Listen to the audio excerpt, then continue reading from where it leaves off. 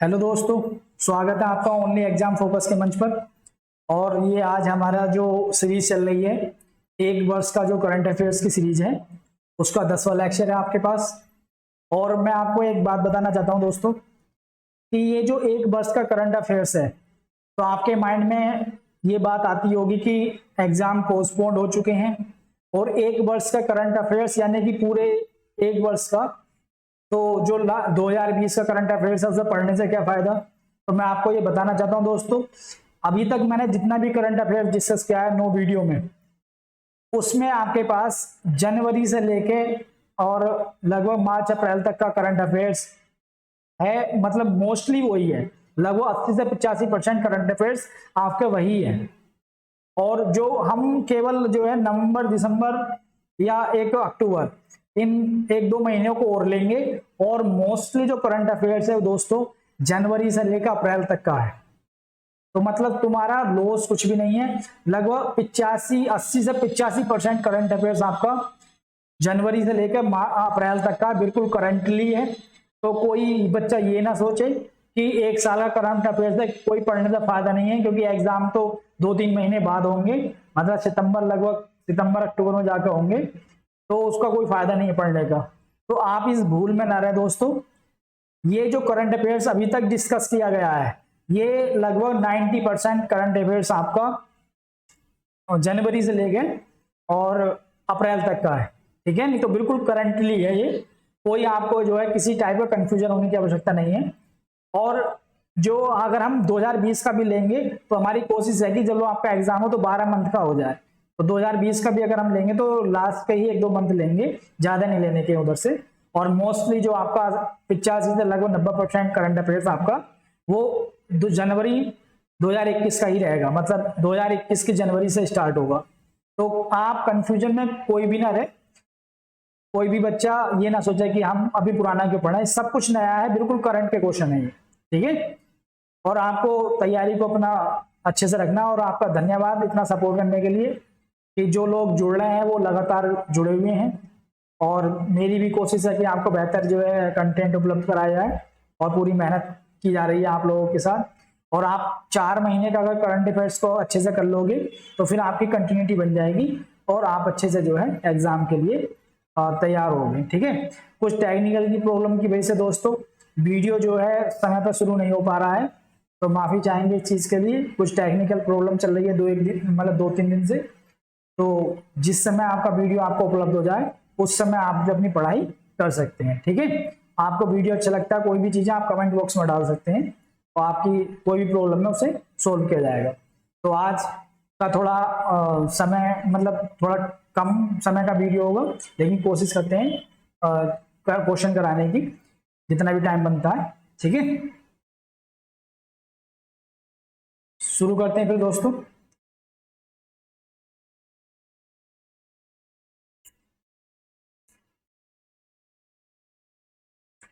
आज का हमारा पहला क्वेश्चन है, हाल ही में किस मंत्रालय द्वारा ई एप्लीकेशन श्रमिक कल्याण पोर्टल की शुरुआत की गई है। तो आपके पास किस मंत्रालय ने अभी हाल ही में, किस मंत्रालय ने ये पोर्टल ई एप्लीकेशन श्रमिक कल्याण पोर्टल, इसकी शुरुआत की है दोस्तों। देखो, श्रमिक कल्याण की बात की जा रही है, तो कहीं ना कहीं श्रमिक के हितों के लिए होगा। तो इसकी जो शुरुआत की गई है दोस्तों, वो रेल मंत्रालय के द्वारा की गई है। और रेल मंत्रालय ने जो है, अब उनके यहाँ जो श्रमिक काम करते हैं, उनके हितों को ध्यान में, उनके हितों की सुरक्षा के लिए इस पोर्टल को लॉन्च किया गया है। तो यहां से पूछा जाए श्रमिक कल्याण पोर्टल किस मंत्रालय द्वारा जारी किया गया है, या मतलब डेवलप किया गया है, तो रेल मंत्रालय ने इसे जो है शुरुआत की इस पोर्टल की। और आपके पास क्यों लाया गया, श्रमिकों के हितों की सुरक्षा के लिए। ठीक है, बस इतना याद रखना आपको, आगे बढ़ेंगे। अगला क्वेश्चन आपका, केंद्र सरकार द्वारा किसे भारत का मुख्य सांख्यिकीविद नियुक्त किया गया है। तो दोस्तों हाल ही में जो है भारत सरकार ने जो है वो आपके पास डॉक्टर जीपी सामंत जो है, इन्हें मुख्य सांख्यिकीविद नियुक्त किया है। और ये जो डॉक्टर जीपी सामंत है, यही आपके जो है सांख्यिकी मंत्रालय जो है,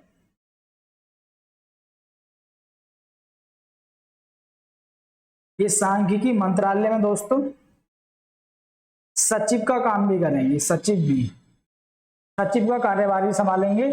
और इन्हीं जो है भारत का मुख्य सांख्यिकी विद नियुक्त किया गया है डॉक्टर जीपी सामंत को। ठीक है, ये नाम वाले क्वेश्चन है, आपको बस मतलब कहाँ नियुक्त किया गया ये याद रखना है और कौन है वो याद रखना है। प्रैक्टिस से रटना नहीं है बिल्कुल भी, वो प्रैक्टिस आ जाएगा आपको। सबसे पहले क्या काम करना है, वीडियो देखना है। जितने भी वीडियो पड़े हुए हैं दोस्तों, क्रम से आपको सारे वीडियो देखने हैं। एक एक वीडियो देखोगे, उसकी पीडीएफ से फिर रिवीजन करोगे तो आपकी तैयारी अच्छी होगी। क्योंकि मैं जब वीडियो में बहुत सारे क्वेश्चन एक्स्ट्रा बताता हूँ, मौखिक एक क्वेश्चन के साथ 3-4 क्वेश्चन डिस्कस कर दिए जाते हैं। अगर आप वीडियो नहीं देखोगे तो ये आपको एक्सप्लेनेशन में नहीं मिलेंगे, तो उसी टाइम पे डिस्कस किए जाते हैं क्वेश्चन। ठीक है, तो कोशिश करो कि वीडियो को बराबर देखो, पूरा वीडियो देखो और लगातार देखो, उसके बाद पीडीएफ पे जाओ। ठीक है, क्योंकि वीडियो आप देखोगे तो आपकी नॉलेज में एडिशन होगा, और अगर आप ऐसे ही काम करोगे तो कोई फायदा नहीं होगा, रटने के अलावा आपके पास कोई काम नहीं होगा। ठीक है, आगे बढ़ेंगे। अगला क्वेश्चन है, हाल ही में निर्वाचन आयोग के जो स्वीप प्रोग्राम है दोस्तों, निर्वाचन आयोग का जो मतदाताओं को जागरूक करने के लिए लाया गया था, उसके तहत जो है किस राज्य में वोट बंडी अभियान चलाया गया। तो दोस्तों जो निर्वाचन आयोग का स्वीप कार्यक्रम था, जो वोटर है उसे जागरूक करने के लिए लाया गया था, तो उसी के तहत जो है वोट बंडी अभियान चलाया गया है। किसके द्वारा चलाया गया है, ये केरल के द्वारा चलाया गया है। ठीक है, तो आपको याद रखना है केवल वोट बंदी अभियान किस राज्य द्वारा चलाया गया था, केरल के द्वारा। क्या काम करेगा ये, मतदाताओं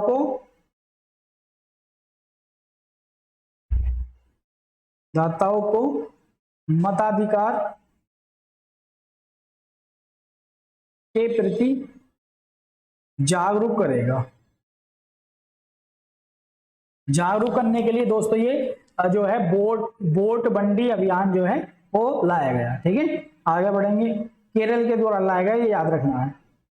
अगला क्वेश्चन है आपका, भारत सरकार के अरोमा मिशन, भारत सरकार ने एक मिशन चलाया दोस्तों अरोमा। तो ये जो अरोमा मिशन है वो किस राज्य में या केंद्र शासित प्रदेश में चलाया गया है, किस चीज के लिए, मतलब इसके जरिए बैंगनी क्रांति लाई जा रही है इस अरोमा मिशन के जरिए। तो दोस्तों किस राज्य में चलाया जा रहा है, ये आपका जम्मू कश्मीर में चलाया जा रहा है। और ये किस लिए लाया जा रहा है, बैंगनी क्रांति लाई जा रही है। बैंगनी क्रांति क्या है, तो दोस्तों जो जम्मू कश्मीर है पहाड़ियों के ढलानों पर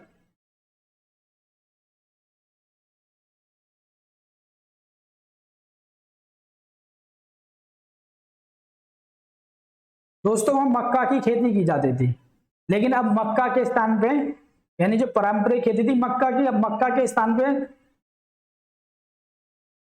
लेवेंडर एक पुष्प होता है दोस्तों, सुगंध वाला पुष्प होता है, इसकी खेती की जा रही है। सरकार जो वहां प्रमोट कर रही है लेवेंडर पुष्प की खेती के लिए। अब मक्का को उन लोगों ने छोड़ दिया, ढलानों पर इस पुष्प की खेती कर रहे हैं, तो इसी संदर्भ में उसे कहा जा रहा है बैंगनी क्रांति। तो अगर आपसे पूछा जाए बैंगनी क्रांति किस केंद्र शासित प्रदेश में लाई जा रही है, राज्य में, तो जम्मू कश्मीर में। और किस मिशन के तहत लाई जा रही है, तो अरोमा मिशन के तहत। कौन मिशन चला रहा है, भारत सरकार, आपको याद रखना है। और लेवेंडर पुष्प के लिए खेती की जा रही है वहां पे मक्का की जगह। ठीक है, पहाड़ियों के ढलानों पर, बस इतना याद रखना आपको। अगला क्वेश्चन है, हाल ही में किस देश द्वारा अंतरिक्ष सैन्य अभ्यास एस्ट्रेक्स, अंतरिक्ष सैन्य अभ्यास है एस्ट्रेक्स, अभी किसी देश ने किया, किस देश ने हाल ही में किया है? तो दोस्तों ये जो युद्ध अभ्यास है, अंतरिक्ष में युद्ध अभ्यास किया गया है, ये किसके द्वारा किया गया है दोस्तों? फ्रांस के द्वारा। क्यों किया गया है? क्योंकि अंतरिक्ष में काफी सैटेलाइट होते हैं और भी उपकरण होते हैं, तो फ्रांस ने सोचा कि अगर कोई देश इस पर हमला करता है तो वो अपने अंतरिक्ष में जो सैटेलाइट है या अन्य जो उपकरण उन्हें कैसे सुरक्षित रखा जाए। तो इस संदर्भ में जो है फ्रांस ने जो एक अंतरिक्ष यूनिट का डेवलप की थी, तो उसकी क्षमताओं को आंकने के लिए ये युद्धाभ्यास किया फ्रांस ने अंतरिक्ष में, अपने सैटेलाइट और अन्य उपकरणों की सुरक्षा को लेकर जो है ये युद्धाभ्यास हुआ। इसमें दोस्तों किस किस ने भाग लिया? तो फ्रांस के साथ साथ अमेरिका और जर्मनी कि अंतरिक्ष कमांड ने जो है इसमें भाग लिया। फ्रांस की तो थी अंतरिक्ष कमांड, अंतरिक्ष कमांड का था अंतरिक्ष के लिए सेना, अंतरिक्ष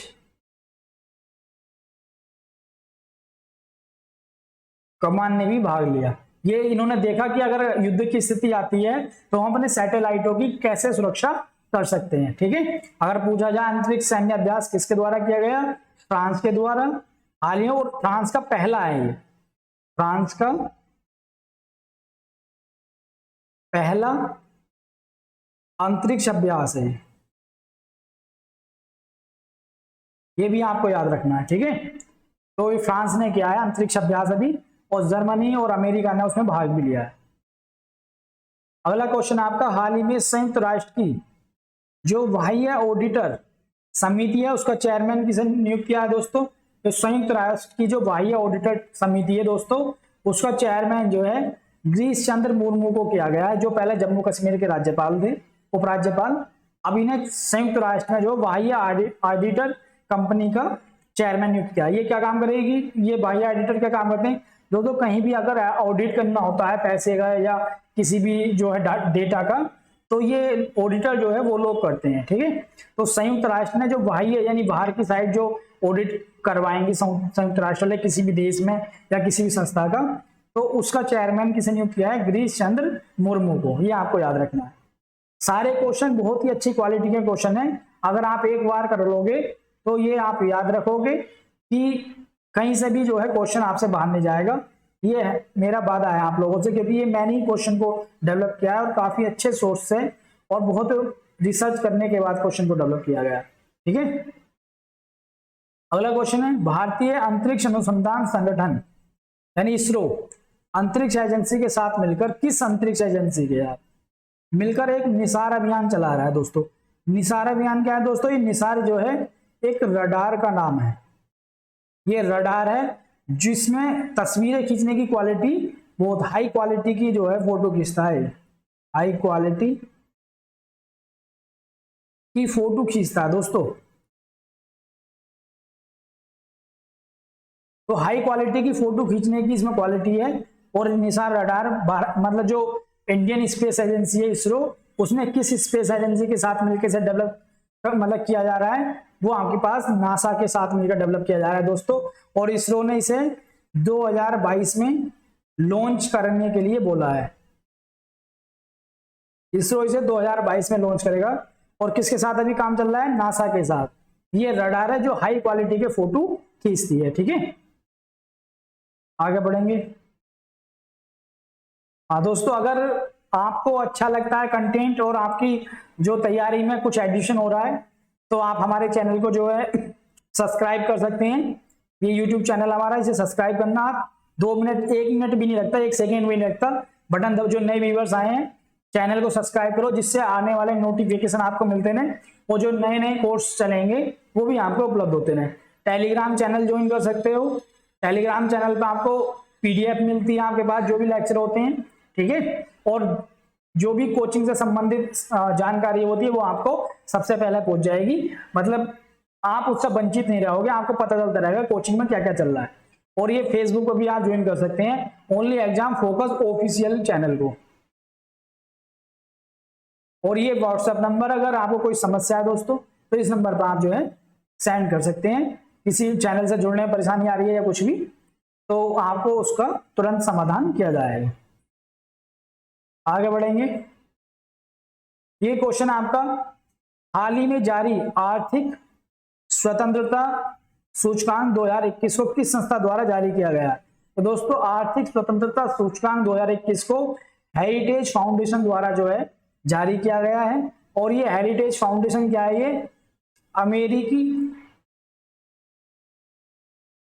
अमेरिकी थिंक टैंक है। जैसे हमारा थिंक टैंक है नोएडा, ऐसे ही वहां का है वो, नोएडा कह रहा, नीति आयोग सॉरी, ऐसे ही जो है ये अमेरिका का थिंक टैंक है, थिंक टैंक। और दोस्तों, इसने आर्थिक स्वतंत्रता सूचकांक जारी किया है और पहले नंबर पे जो इस सूचकांक में है वो सिंगापुर है। और दोस्तों, भारत जो है उसका 121वां स्थान है 178 देशों में। तो भारत का 121वां स्थान है 178 देशों में, ये आपको याद रखना है। इसका मतलब क्या होता है 178 में 121वां स्थान, ठीक है। तो भारत का ये है, किसने जारी कराया आर्थिक स्वतंत्रता सूचकांक, ये आपका हेरिटेज फाउंडेशन द्वारा, और पहला नंबर किसे दिया है, सिंगापुर को। बस इतना याद रखना आपको, ठीक है। और जो नए व्यूअर्स हैं उनके लिए मैं एक बात बता दूं कि जो पहली बार देख रहे हैं वीडियो को, दोस्तों आपको वीडियो मतलब सारी सीरीज, ये जो सीरीज चल रही है इसके हर पार्ट को अच्छे से सुनना है पहले, और उसके बाद उसकी पीडीएफ मिलेगी आपको, टेलीग्राम चैनल ज्वाइन करोगे, फिर पीडीएफ से उसे रिवाइज करना है, ठीक है। सुने, आपको सुनना पड़ेगा, हर वीडियो पूरा सुनना है, क्योंकि बहुत सारे क्वेश्चन ऐसे बताए जाते हैं जो आपको पीडीएफ में नहीं मिलेंगे। तो आप कोशिश करो कि पहला वीडियो सुनो, फिर उसकी पीडीएफ से रिवीजन करो, दूसरा वीडियो सुनो, मतलब पहले वीडियो सुनोगे उसके बाद का काम है पीडीएफ का। तो वीडियो को सुनना आपके लिए नेसेसरी है। अगर आप वीडियो नहीं सुनोगे तो जैसे कोचिंग कहीं भी मैगजीन उठा लाते हैं दुकान से और फिर रटते रहते हो, ऐसे ही रटोगे, उसका कोई फायदा नहीं होगा। अगर आपको अपनी नॉलेज में एडिशन करना है, क्योंकि बहुत सारे क्वेश्चन में साथ साथ बताता हूं, तो आपको वीडियो सुनने पड़ेंगे, ठीक है। और वीडियो सुनना आपको अच्छा लगता है तो चैनल को सब्सक्राइब करना, अपने दोस्तों को भी शेयर करना, ठीक है। आगे बढ़ते हैं। अगला क्वेश्चन है, हाल ही में किस देश द्वारा 10 लाख का करेंसी नोट जारी किया गया। दोस्तों अभी हाल ही में जो है ये वेनेजुएला द्वारा जारी किया गया 10 लाख का करेंसी नोट। क्यों? क्योंकि आर्थिक तंगी से बाहर आने के लिए, वो उसकी स्थिति बहुत खराब है, आर्थिक तंगी से बाहर आने के लिए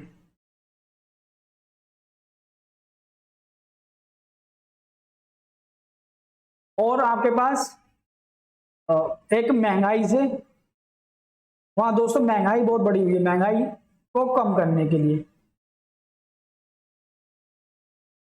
तो आपसे पूछा जाए किस देश ने जो है अभी 10 लाख का करेंसी नोट जारी किया, तो वेनेजुएला, ठीक है, आपको याद रखना। और ये कहां पड़ता है आपका, ये वेनेजुएला बताया कोई, ये आपका ये दक्षिण अमेरिका में पड़ता है, ठीक है, दक्षिण अमेरिका का एक देश है। आगे बढ़ेंगे। अगला क्वेश्चन है, और दोस्तों ये दक्षिण अमेरिका का अकेला देश है जो ओपेक का सदस्य है। ओपेक क्या है? ओपेक आपका तेल जो मतलब प्रोड्यूस देश है उनका, प्रोड्यूसर देश है उनका संगठन है। हाल ही में किस राज्य या केंद्र शासित प्रदेश द्वारा निर्धन परिवारों की मेधावी छात्राओं के लिए दोस्तों सुपर 75 छात्रवृत्ति स्कीम जो है शुरू की है? मतलब कौन से केंद्र शासित प्रदेश ने या राज्य ने? तो दोस्तों अभी ये सुपर 75 जो गरीब छात्राएं हैं उनको स्कॉलरशिप देने के लिए शुरू किया है, ये जम्मू कश्मीर ने शुरू किया है। इसमें क्या होगा, जो गरीब छात्राएं हैं उन्हें स्कॉलरशिप दी जाएगी और वो अपना स्कॉलरशिप का यूज जो है अपनी आगे की पढ़ाई में कर सकती हैं। दोस्तों एक और एडिशन कर लो आप, जम्मू कश्मीर में ही एक तेजस्विनी स्कीम चली थी, तेजस्विनी स्कीम। इसके तहत क्या था दोस्तों, 18 से 35 मतलब एज आयु वालों को, आयु वर्ग की लड़कियों को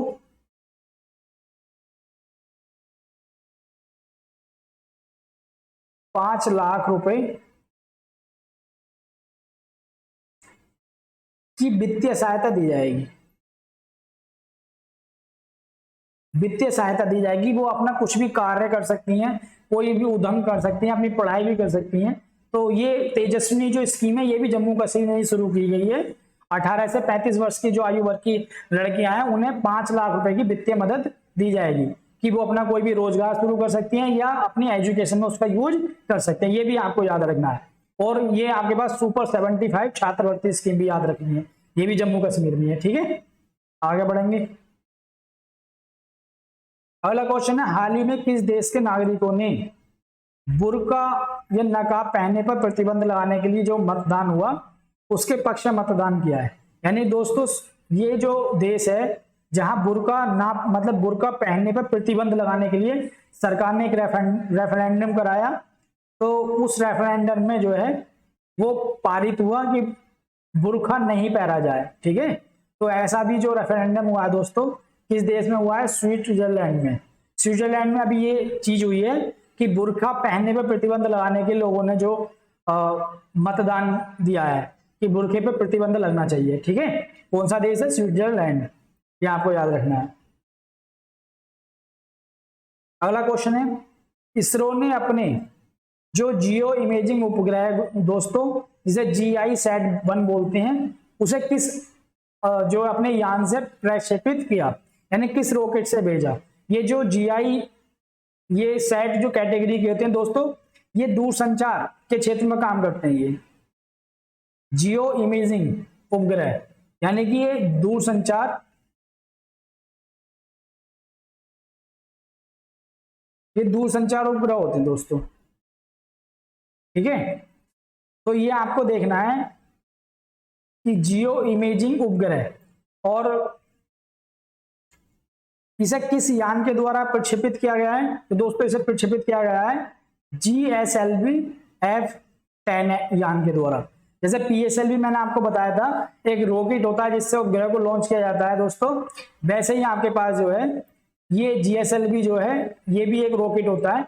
ये भारी उपग्रहों को जो है लॉन्च करने के लिए यूज किया जाता है, और ये भी भारत का ही है। GSLV मतलब जियो सिंक्रोनियस लॉन्च व्हीकल, इसके फुल फॉर्म है। इसके द्वारा अभी हाल ही में जो है ये जो जियो इमेजिंग उपग्रह है, इसे लॉन्च किया गया है। ठीक है, अगला क्वेश्चन है आपका, अगर कोई पूछे GSLV क्या है? GSLV, तो GSLV आपके पास ये जियो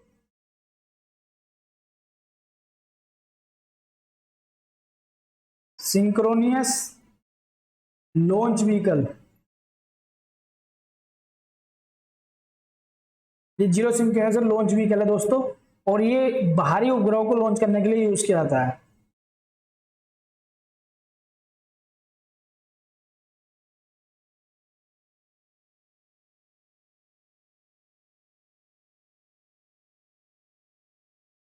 यानी लंबी दूरी पर, यानी 20,000 से 30,000 तक दूरी, ऊंचाई तक जो है, लंबी दूरी का मतलब यहाँ ऊंचाई से है दोस्तों, यानी कितनी ऊंचाई पे? 20,000 से 30,000 तक अगर किसी उपग्रह को लॉन्च करना है तो GSLV का यूज किया था, और भारी उपग्रह हो। ठीक है, तो आपको ये भी याद रखना है।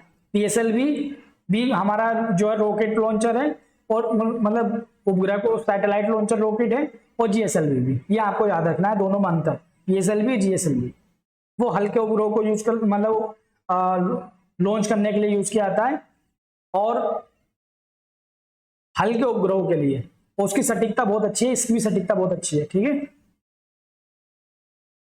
अगला क्वेश्चन है आपका, हाल ही में किस राज्य ने स्वयं सहायता समूह के लिए एक विशेष विभाग मिशन शक्ति शुरू करने का निर्णय लिया है? दोस्तों अभी जो स्वयं सहायता समूह के विकास के लिए जो एक मतलब राज्य ने शुरुआत की है मिशन शक्ति, तो ये कौन सा राज्य है दोस्तों? ये राज्य है आपका उड़ीसा। और इस मिशन शक्ति जो है, इसका उद्देश्य क्या है? महिलाओं का विकास करना।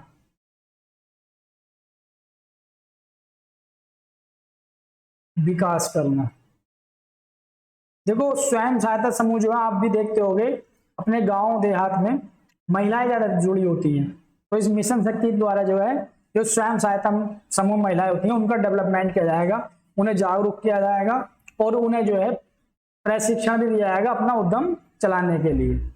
और ये जो मिशन है क्या काम करेगा? गांव कस्बों में जाएगा और वहां महिलाओं के वेलफेयर के लिए काम करेगा। ठीक है, इसके द्वारा कौन सी स्टेट के द्वारा अभी शुरू किया गया है? ओडिशा के द्वारा, यह आपको याद रखना है।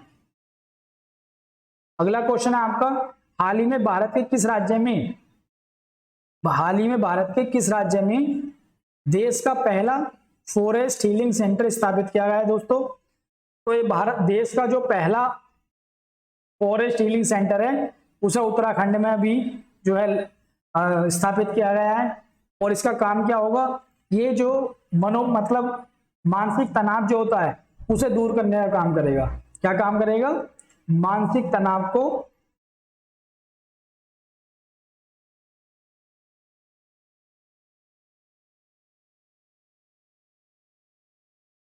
दूर करने का काम यानी अगर जो जिन लोगों को मानसिक तनाव हो जाता है वो जाएंगे इस सेंटर में और शांतिपूर्वक वहाँ, मतलब ये उत्तराखंड में जहाँ फॉरेस्ट है वहाँ अपने मन की शांति को वो अचीव करेंगे, ठीक है नहीं। तो पूछा जाए देश का पहला फॉरेस्ट हीलिंग सेंटर कहाँ है, उत्तराखंड में, ठीक है।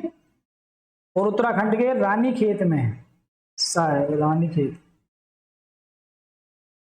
आगे बढ़ेंगे, अगला क्वेश्चन है भारत एवं बांग्लादेश के बीच जो मैत्री सेतु किस नदी पे बनाया जा रहा है दोस्तों। तो भारत और बांग्लादेश के बीच दोस्तों ये फैनी नदी है, इस पे मैत्री सेतु बनाया जा रहा है जो भारत के त्रिपुरा राज्य जो है, त्रिपुरा को बांग्लादेश से जोड़ेगा, बांग्लादेश से जोड़ेगा। ये किस नदी पे है, बस फैनी नदी पे, इतना याद रखना आपको, जो त्रिपुरा को बांग्लादेश से जोड़ेगा, ठीक है। ये नदी त्रिपुरा और बांग्लादेश के बीच में बहती है। अगला क्वेश्चन है आपका, हाल ही में अंतरिक्ष महिला दिवस कब मनाया गया। तो दोस्तों 8 मार्च 2021 को अंतर्राष्ट्रीय जो है महिला दिवस मनाया जाता है। और ये किसके द्वारा मनाया जाता है, संयुक्त राष्ट्र के द्वारा महिलाओं को सम्मान देने के लिए अंतर्राष्ट्रीय महिला दिवस। थीम क्या थी इसकी, थीम थी वुमेन, चलो इसमें हिंदी में ले लेता हूं मैं, फिर आओगे परेशानी।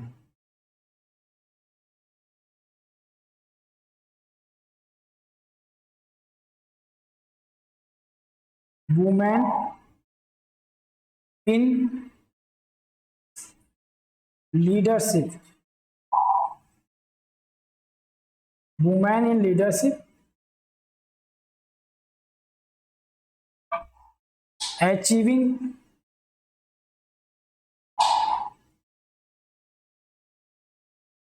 इक्वल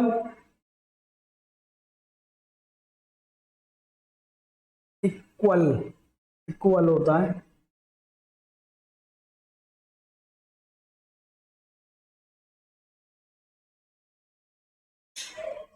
आपके पास women in leadership equal future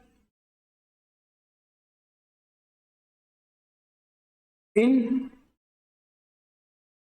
covid world. तो ये इसकी थीम थी दोस्तों। अंतर्राष्ट्रीय महिला दिवस कब मनाया था, 8 मार्च 2021 को। और किसके द्वारा मनाया था, यूनाइटेड नेशन के द्वारा, संयुक्त राष्ट्र संघ के द्वारा।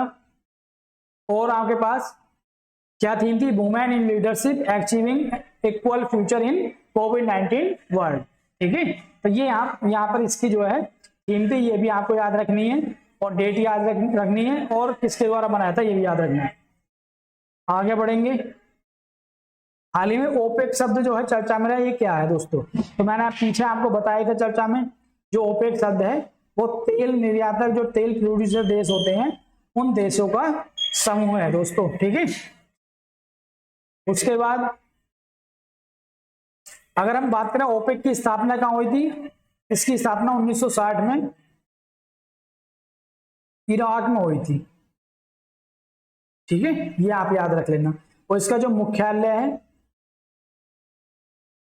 वो वियना में है, वियना में। और ये वियना कहाँ है, ऑस्ट्रिया में,